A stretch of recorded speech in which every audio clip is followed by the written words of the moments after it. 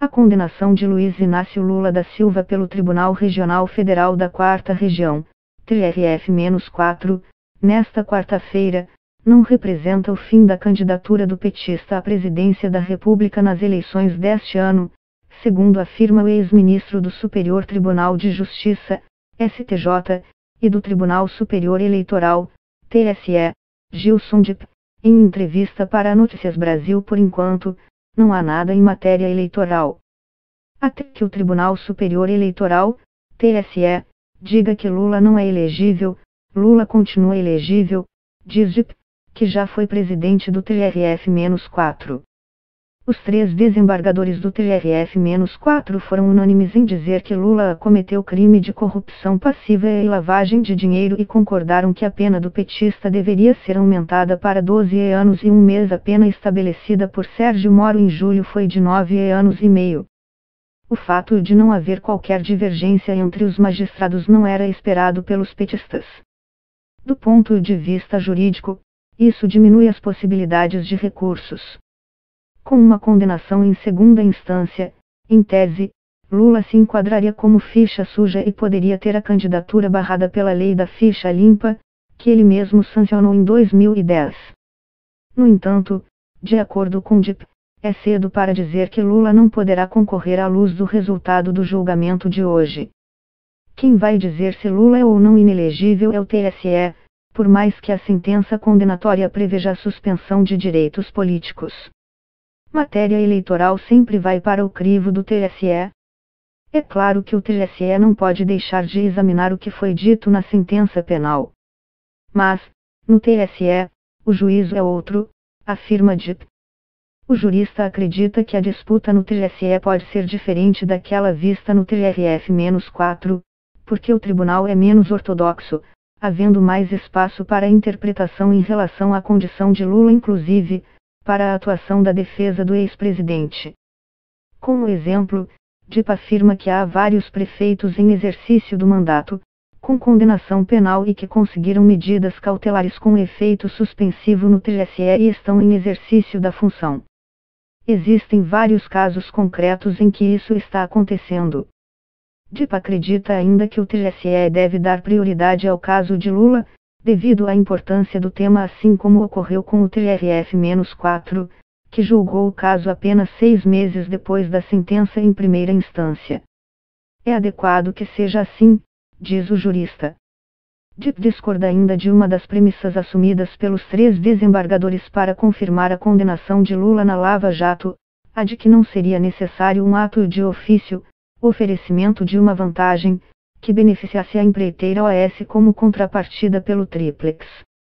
Nesse aspecto, os 3 desembargadores do TRF-4 seguiram a sentença de Sérgio Moro, de julho.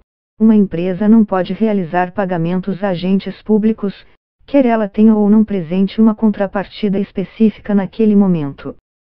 Basta, para a configuração de corrupção, que os pagamentos sejam realizados em razão do cargo ocupado pelo agente público, ainda que em troca de atos de ofício indeterminados, a serem praticados assim que as oportunidades apareçam, sentenciou Moro. A tese é uma das mais criticadas pela defesa de Lula.